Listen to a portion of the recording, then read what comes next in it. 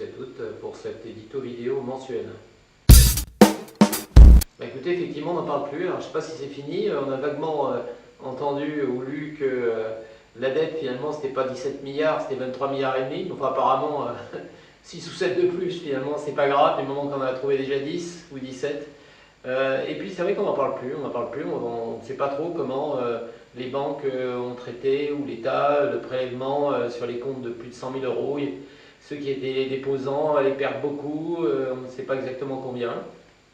Et puis personne n'en parle. Voilà. Je pense que, alors soit c'est vraiment, on change tout le temps de sujet, ou alors on a envie de cacher la misère. Écoutez, oui, dans un cyclone, il y a le début, le milieu et la fin. Donc on est peut-être dans l'œil du cyclone, je ne sais pas, ou de plusieurs cyclones, d'un des cyclones qui succèdent. C'est vrai que c'est relativement calme. On a vaguement entendu parler que la Slovénie aurait peut-être besoin aussi de quelques milliards d'euros. Bon, et puis voilà, c'est relativement calme. Pour autant, il n'y a aucune crise qui est résolue sur le plan monétaire ni économique dans la zone euro. Mais enfin bon, il faut toujours se réjouir que le temps soit plus calme pour le moment, et c'est peut-être l'occasion justement de prendre des décisions pour corriger les dysfonctionnements avant évidemment que la tempête revienne. Écoutez, alors là, c'est d'abord, je ne pense pas avoir la solution, pas plus que d'autres, solution miracle. Sinon, je ne la dévoilerai pas, d'ailleurs, j'irai la vendre. Et ensuite, ce sera un peu court en quelques minutes d'exposer mon point de vue sur le sujet. Alors, il y a une première possibilité, c'est de faire comme les États-Unis. Pour augmenter leur PIB, il suffit d'inclure des postes qui auparavant étaient considérés comme des dépenses et de les passer en investissement. C'est ce qui va se faire à partir du 1er juillet, ce qui va permettre effectivement de gonfler leur PIB. Bon, c'est un peu artificiel, vous en conviendrez. Alors, il y a une deuxième possibilité, c'est plutôt que de chercher une croissance que quantitative, certainement dans un monde très évolué comme celui des pays occidentaux, qui sont déjà arrivés à un haut niveau, c'est peut-être de trouver un modèle qui ne soit pas purement quantitatif, et plutôt que de seulement faire progresser les échanges, le volume des biens d'une manière quantitative, de les faire aussi évoluer sur le plan qualitatif. Il n'y a pas de croissance à l'infini. On peut estimer qu'il peut y avoir une croissance qui est liée à l'augmentation de la population. Lorsque cette augmentation se produit, on ne peut plus avoir des taux aussi élevés qu'on a maintenant en Afrique, en Chine, etc. Donc il ne faut pas rêver, donc il faut trouver un modèle sinon alternatif, disons. Bon. Ça c'est une chose. Après, sur des considérations beaucoup plus tactiques, je dirais, il faut quand même se poser la question de cette monnaie unique, pour ce qui est de la zone euro bien sûr, qui est très mal adaptée au contexte de politiques différentes, et avec des écarts de compétitivité, de structure, de façon de faire entre des pays de plus en plus nombreux, et donc ça ne fonctionne pas. Donc il faut réfléchir tranquillement. Je parlais de la tempête, de l'œil du cyclone, profiter de l'œil du cyclone peut-être pour réfléchir sans être dogmatique, et malheureusement c'est toujours le cas. Donc on dit oui, austérité, il ne faut pas une politique d'austérité peut-être, mais ok, mais on est obligé dans le contexte de la zone euro, de la politique de la BCE, une politique de la BCE qui correspond à la volonté générale des gouvernements, exprimée en particulier par l'Allemagne.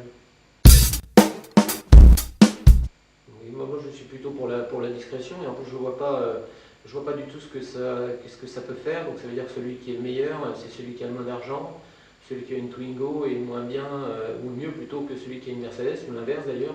Je vois pas beaucoup l'intérêt. S'il y a des fraudes et malversations, elles doivent être évidemment traquées. Après, c'est pas parce que quelqu'un est riche, parfois d'ailleurs l'argent qu'il a reçu en héritage, qu'il est plus mauvais que celui qui a moins d'argent. Enfin, et à la limite, d'ailleurs, on pourrait se dire, à tort ou à raison, d'ailleurs, que celui qui a moins d'argent a plus envie de s'enrichir que celui qui est déjà arrivé à un sommet de ce point de vue-là. Donc, je vois pas très bien. Bon, là, c'est vraiment un rideau de fumée par rapport à d'autres problèmes. On va traquer maintenant les élus. Bientôt, chacun d'entre nous va devoir publier son patrimoine en mairie. Moi, je suis pour la discrétion dans ce cas-là. Oui, les réseaux sociaux posent beaucoup de problèmes. Bon, il y a beaucoup d'enthousiasme, en particulier des plus jeunes, sur ces réseaux où il y a beaucoup d'amis, des amis d'amis, et puis finalement tout le monde est n'importe qui. Beaucoup de personnes ne mesurent pas la portée de ce qu'ils écrivent, ou ce qu'ils montrent d'ailleurs sur Facebook, qui peut alors être préjudiciable. C'est en particulier le cas dans un contexte professionnel où certaines personnes croient pouvoir s'épancher librement sur les réseaux sociaux, et ensuite, à un moment ou à un autre, ça vient comment dire, à l'oreille d'un dirigeant qui évidemment licencie la personne, et ensuite ça crée un nouveau contentieux. Et on aborde cette question en particulier dans notre rubrique droit pratique sociale, à la lumière de certains arrêts récents sur ce sujet, qui doivent donner à réfléchir sur l'utilisation, entre guillemets, professionnelle ou périprofessionnelle de ces réseaux sociaux, et plus généralement d'ailleurs, pour tout un chacun, des limites qu'il doit s'imposer quant à cet univers finalement impitoyable. Oui, alors bien sûr, le numéro de mai, donc il paraîtra le 14 mai, contiendra une réflexion à la lumière d'un arrêt récent de la Cour de cassation sur ce sujet, Facebook, Twitter, etc. Bon, c'est un arrêt parmi d'autres de cour d'appel, mais qui est très édifiant. Et nous nous retrouverons donc pour une prochaine édition vidéo juste après le viaduc 1er mai, 8 mai, 9 mai, etc. Donc j'espère qu'il sera profitable à tous, parce que je gage que beaucoup d'entre vous vont prendre quelques jours de vacances sur cette première quinzaine de mai. À bientôt, merci.